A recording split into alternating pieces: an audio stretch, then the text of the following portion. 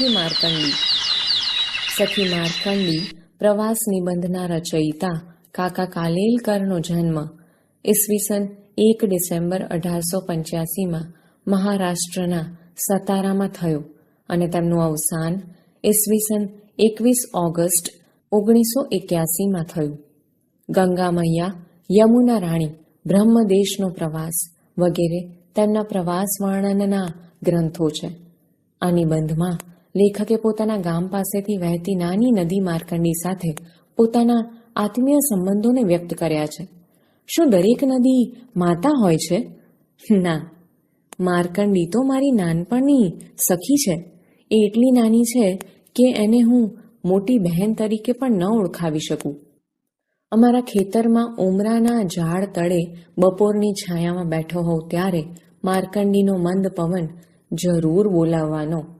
માર્કંડીને કાંઠે કેટલીય વાર બેઠો છું અને પવનના મોજાથી ડોલતા ઘાસના પાન કલાકો સુધી જોયા કર્યા છે.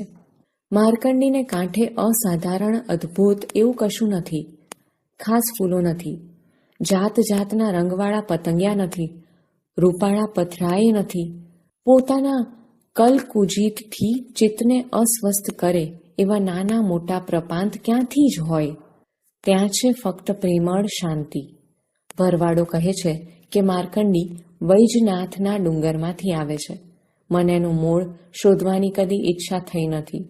અમારા તાલુકાનો નકશો હાથમાં આવે તોય એમાં માર્કંડીની લીટી હું ન શોધું, કેમ કે તેમ કરતાં એ સખીમટી નદી થઈ જાય. મને તો એના પાણીમાં મારા પગ બોળીને બેસવાનું જ ગમે છે. પગ મૂક્યો કે તરત જ ખડખડ ખડખડ એવો અવાજ શરૂ થાય. નાનપણમાં અમે કેટલીય વાતો કરતા. એકબીજાનો સવાસ જ અમારા આનંદને માટે બસ થતો. માર્કંડી શું બોલે છે તે સમજવાની હું દરકાર ન કરું અને હું જે બોલું એનો અર્થ કરવા માર્કંડી ન થોભે. અમે એકબીજાને ઉદ્દેશીને બોલીએ છીએ એટલું જ બંનેને બસ હતું. ભાઈ બહેન ઘણે વર્ષે મળે એટલે એકબીજાને 1000 સવાલ પૂછે, પણ એ સવાલો પાછળ જિજ્ઞાસા નથી હોતી. એ તો પ્રેમ વ્યક્ત કરવાનો એક પ્રકાર હોય છે. સવાલ શો પૂછ્યો અને જવાબ શો મળ્યો એ તરફ ધ્યાન રાખવા જેટલી સ્વસ્થ વૃત્તિ પ્રેમ મિલન વખતે ક્યાંથી રહે? માર્કંડીને કાંઠે કાંઠે હું ગાતો ફરું અને માર્કંડી સાંભળતી જાય. 16મે વર્ષે પોતાને લઈ જવા આવેલા યમરાજને શિવ ભક્તિને જોરે પાછા ઠેલનાર માર્કંડેય ઋષિનું આખ્યાન ગાતા મને કેટલો આનંદ થતો. મૃકંડુ ઋષિને સંતાન ન હતું. એણે તપશ્ચર્યા કરી મહાદેવને પ્રસન્ન કર્યા. મહાદેવે વરદાનમાં વિકલ્પ મૂક્યો, કાં 16 વર્ષ જીવનારી સદગુણી બાળક, કાં તો 100 વર્ષ જીવનાર મૂઢ બાળક. તમે પસંદ કરો. હવે બેમાંથી કયો વર પસંદ કરવો?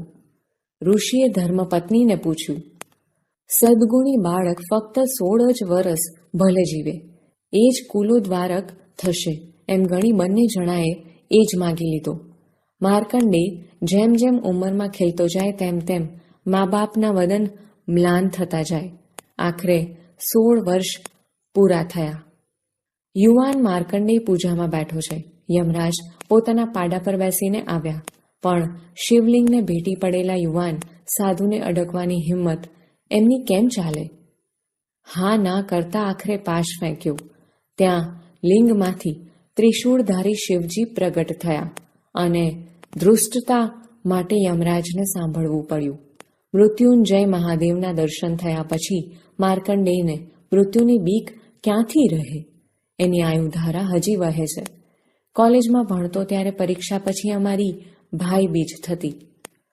લણણીના દિવસો હોય, 2 દિવસ મારે ખેતરમાં જ ગાળવાના હોય, ત્યારે માર્કંડી મને સકરિયા પણ આપતી અને અમૃત જેવું પાણી પણ પાતી.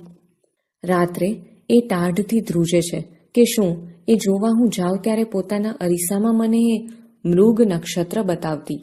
આજે પણ જ્યારે જ્યારે અમારે ગામડે જાઉં છું ત્યારે ત્યારે માર્કંડીને મળ્યા વગર રહેતો નથી. પણ હવે પહેલાની પેઠે એ મારી સાથે ગેલ કરતી નથી. જરાક સ્મિત કરી મૌન જ ધારણ કરે છે. એના સુકુમાર વદન પર પહેલાંનું લાવણ્ય નથી જોઈ શકતો, પણ એના સ્નેહની ગંભીરતા વધી છે.